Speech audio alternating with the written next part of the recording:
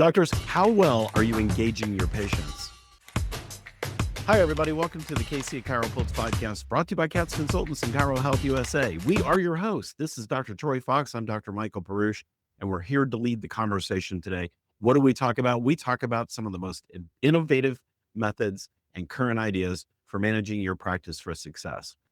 And Troy, you brought up a great idea for today's topic, and I think this is a really important one. We were talking about engaging people in their treatment plans and keeping them engaged long term. So I think a lot of us, we do a pretty good report of findings, and we think that's going to engage the patient, and then zip 3 days later and they're gone. 6 days later, gone. They start feeling better and they're gone. And that's not keeping them engaged to turn them into long-term patients. So you had an experience. I'll let you roll. I did. And, the worst words you can hear from a patient that you're really trying to create wellness with is, I'll just come on an as needed basis. So let me lay out what happened. Maybe this resonates with you guys. Maybe it doesn't. Maybe you guys are way better than I am because I make mistakes too. I had a patient that came in.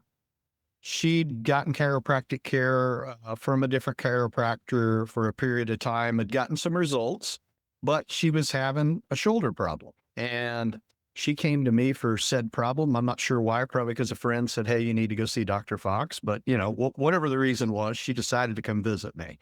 And we put together a treatment plan. And she liked the treatment plan. It was a little bit less care than she had seen from the prior chiropractor where she'd signed a year agreement and done some real long-term care. So she really liked her. And I said, hey, let's just look at 3 or 4 weeks of care and let's see what happens with this. And if we are successful, great. If we're not, we'll change gears.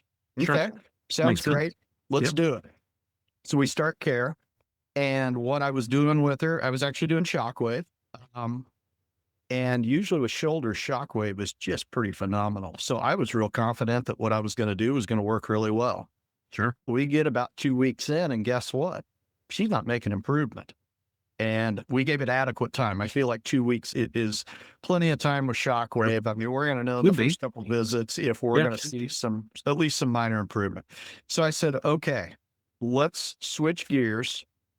Let's start doing some needling on you instead. So we switched gears and we started needling. Lo and behold, fantastic results. No, I'm not patting myself on the back because it was just her body responded to needling better than it did shockwave. The problem was when we switched gears, we didn't really talk about, okay, here's the treatment plan that we're going to do. We just basically did a continuation of what we were already doing. We just switched treatment. And the misunderstanding came when she started feeling a lot better. She's like, well, I don't think I need to get care anymore. She was getting adjusted and getting the needling. And she basically says, okay, I don't think I really need to get care anymore. And I made the mistake of really not going over those treatment recommendations again and saying, okay, here's where we're at this point. Here's what I expect from the needling. We hope that this is going to be more effective than the shockwave. And at the end of this short course of treatment, I'll make further recommendations and we'll talk about moving you towards wellness. That didn't enter the conversation. So as a result, she decided on her own, she was doing pretty darn good, which is a great observation. Sure. She was doing very well. The problem was I left her to make the decision on what to do with her care next. And she probably based it on pain.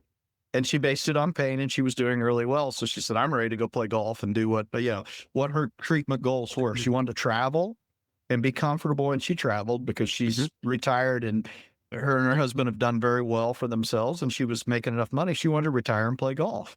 Well, those are really good goals to get to. Well, She felt like she was there. She's like, I feel good. I'm ready to go. So a short conversation, luckily, at the front.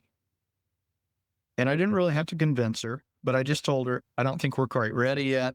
I'll see you next week. So the conversation is going to happen next week. Fortunately, that one was a save. Sometimes we don't have that opportunity to save because what happens is the patient leaves the office, and you guys have all had this happen, and they don't want to say anything to you. So what they do is they call in and cancel that next appointment and say, I'm feeling pretty good. I'll just call. And you're stuck at that point. At that point, you have no opportunity to convert that patient to wellness because they've already made a decision. So that's the story that happened today. And I think it's an important one.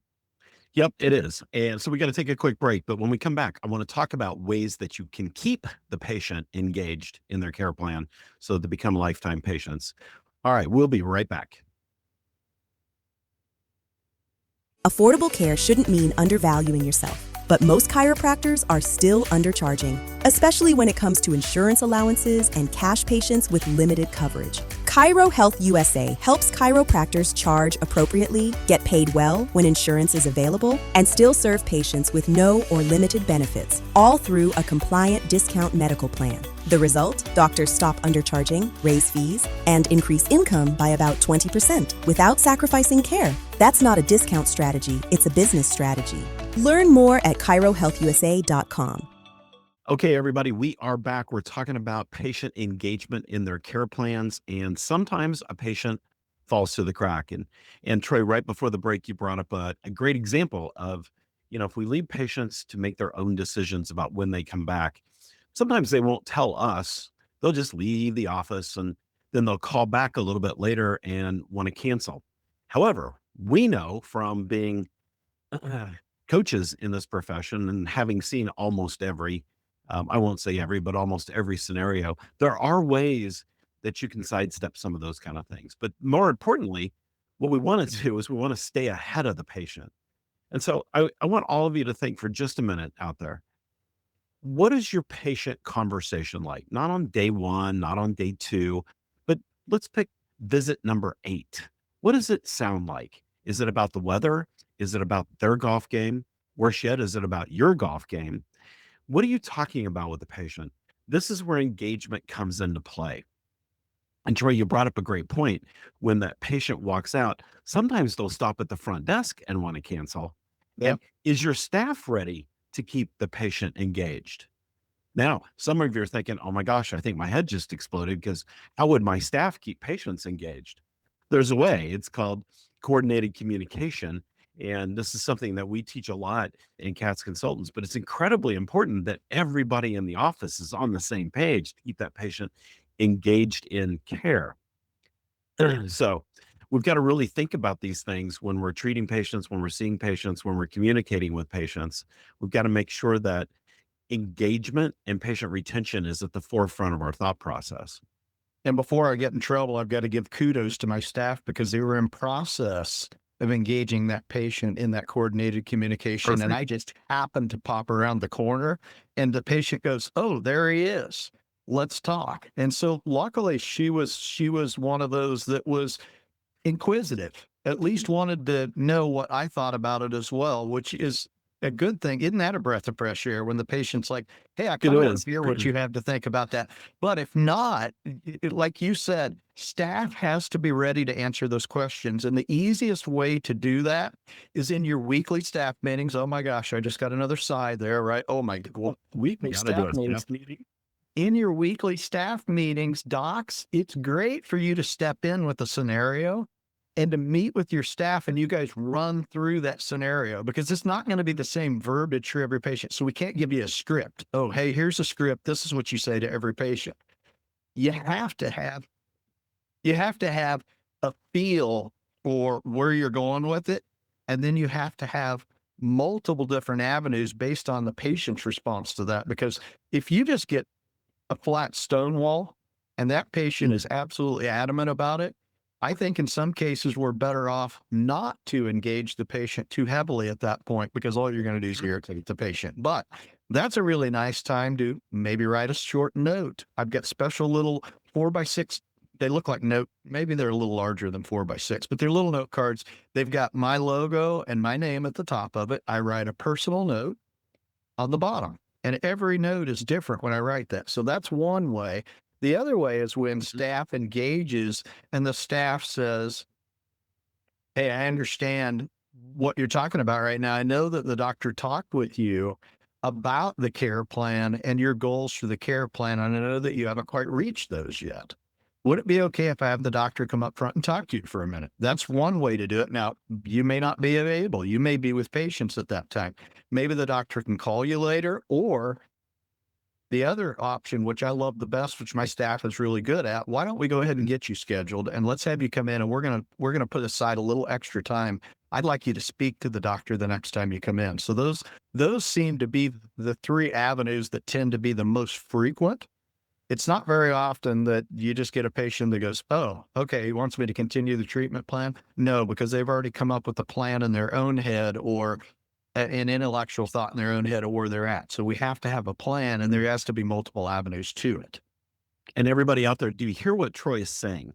He's saying, don't let your staff just accept the patient saying, I want to cancel. I don't want to come back. I'll call you when I need to. They shouldn't just be accepting that, because doctors are going to ask you this question. Can your staff change a treatment plan? Are they the doctor? Do they have the ability or the right to do so? Do they have the permission to change a treatment plan? No, probably not. But that's what they're doing when they say, okay, well, that's fine. Just call us when you need us. That shouldn't be acceptable in your practice. So right there, Troy's talking about, you create that barricade, that hurdle, if you will, that the patient has to jump over, because now they have to talk to the doctor. And I can almost invariably tell you that probably about 60% of the time the patient will cave because they have to talk to the doctor. They won't even want to talk to the doctor. They'll just cave and say, okay, well, just schedule me. And let's qualify why we're doing that. It's not because I'm trying to hold patients in my practice. It's not because I'm trying to retain numbers. It's because I have a plan for the patient and we haven't reached the goals yet. Yeah. We're not there. They may be out of pain, but they didn't hear the whole gist of what we were talking about. Because in a lot of cases, when patients are in pain, when they come into your practice, what they want to know is, can you get me better? How long is it going to take? How much is it going to cost? Those are the three things that are in their head at that point. And that's really, it's a very narrow window when you first talk to them. That's why table talk has to be not about the weather or your golf game. I love to talk about my golf game when I get patients. Yeah, we all do a little bit of that because patients may ask you about that, but then you need to redirect the conversation to, how are you doing today? Oh, you're 90% out of the pain. That's fantastic. We're right on track with where we're going. So there's that talk. But when it comes down to that treatment schedule, the reason that we want to create that stopgap where the doctor talks to the patient again, or at least has the opportunity to, is because we have not completed the schedule that we created and agreed upon with the patient. And something happened in the communication cycle to disrupt that. So it's a disruptor that causes that situation. So we just need to step in and clarify at that point if we haven't done a great job with the patient in the room. Yeah. And really what we're doing is we're creating a reset and an opportunity to re-engage with the patient and tell them the importance of the treatment plan as recommended. And hopefully you guys are making good, strong treatment plans and setting good goals that aren't pain-based. So we need to take another quick break. We're talking about keeping patients engaged in their care plans based on the recommendations that you've made. Remember, always make sure you're making great recommendations. We'll be right back.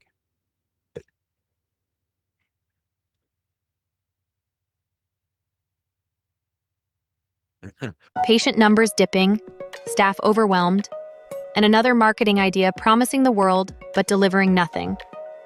These pressures feel familiar to nearly every chiropractic clinic today. Across the country, chiropractors work hard, yet many find themselves stuck, balancing patient care with the nonstop demands of running a business. That's where the real strain begins.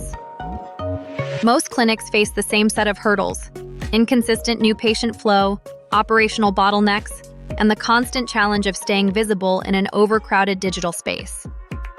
National reports show that over 60% of clinics struggle with scheduling efficiency alone, and even more lack a clear marketing strategy that reliably converts. But the good news? These challenges aren't roadblocks, they're signals. With the right procedures, smarter outreach, and guidance built specifically for chiropractic practices, clinics can turn daily stress into sustainable growth. Stronger clinics start with smarter strategies. Grow your practice with confidence. Book your strategy session with CATS Consultants. Okay, everybody, we are back. Had a little calamity with the microphone there for just a second. It's like a mic drop moment there. And Yeah, I want to mic add mic something. dropped. I want to add something real quick. In a lot of cases, docs, When a patient does say, I want to quit care because I want to go on as needed basis, there's two things that go through your head. Number one, in the small voice in your head is, well, they haven't finished the treatment schedule. But in a big voice, a lot of times we feel like failures. And sometimes we don't want to face that failure. It's a psychological thing that you have to jump over that barrier and go, you know what? This isn't about me. This is about the patient. So when you psychologically want to kind of run and hide behind the door and let your staff take care of this, it's Step probably out. not going to turn out well. You have to engage, but you have to remember a lot of this is that psychological battle in yourself. You are great doctors. You do great work, but sometimes there's miscommunication. So like you said, I love the term reset. Let's go for a reset at this point. Let's talk about what we're doing. So I want to throw that out there because docs, I feel the same way sometimes. I felt that way this morning. I felt like I failed my patient, but I was ready to step in. But you did yourself and your patient both a favor, because first you stepped back and said, what did I do wrong? Yes. And didn't immediately think, well, the patient doesn't have any money, the patient lives too far away, they can't get in, and start making excuses for the patient. We Right. should never do that. Patients will throw up excuses sometimes that seemingly sound logical, like money, but that's never the excuse. They just are trying to throw something out there that you can't argue with. And you can't argue about the money necessarily. But what we can argue about is the goals. And so this is where goals become very, very important to set. We need to make sure we're setting the right goals. And I'm not going to go into that because that's a CATS consultant secret sauce moment. But i- if you're having good patient communication and keeping the patient engaged in the reason why the treatment plan is constructed the way it is, then you have a better chance at hanging on to that patient. Now, you will once in a while have the patient who just gets belligerent about, I'm feeling better. I don't have time. I can't come in, whatever. And you can't get them past that. And that's fine. But make sure you explain to them what the repercussions of that are. Your pain may come back sooner than you expect. It may be harder to get over once it does come back, if it comes back for any length of time, whatever it is, make sure you're explaining that so they're preempted to not just think chiropractic didn't really work. I was still in pain. I just wasn't noticing it because of the magic of chiropractic. I've heard that one before. And making sure the patient has some relativity to why that pain may come back, because likely it will. And you and I both had instances where we've had patients that have put the hand out, right? It's the old Yep. block hand. They put their hand out, and you know what? I do exactly what you're talking about as well. I talk about the ramifications of not getting care, but then I also tell them, hey, I still love you. My job is twofold. Number one, I work for you. Number two, we work together as a team to create this health and wellness model that you and I are looking at. And so just remember, I may disagree with you, but I'm never going to be irritated with you. No. I'll see you, and I'll sometimes say, I'll see you when I see you. And the interesting thing is, if you are genuine and honest about where you're at with that, and it's not about holding on to a patient number, it's about me genuinely caring about that patient and taking care of them. What will happen, and you've had this happen as well, a lot of times those patients will end up coming back more often than you ever recommended them. And I'm talking about a patient maybe on a maintenance or a wellness program, and you maybe want them to come back every 3 weeks for care. And next thing you know, every 2 weeks, they're in your office. Yeah. And they called and made the appointment. You can't, for the life of you, get them to make an appointment. Hey, how about we see you again in 2 weeks? How about I just call you? Okay, you're in charge. I'm not in charge. And I'll smile, hey, I love you. And we'll talk to you. See you when I see you. And 2 weeks later, I'll see him again. There are patients like that are going to self-direct no matter what you do. And guess what? They're in charge. You're not in charge. We're there to make recommendations. Our job when a patient comes through the door is to use our wisdom. And you guys are all really smart doctors, you guys and gals. I say, you guys know I say guys all the time, and I mean guys and gals.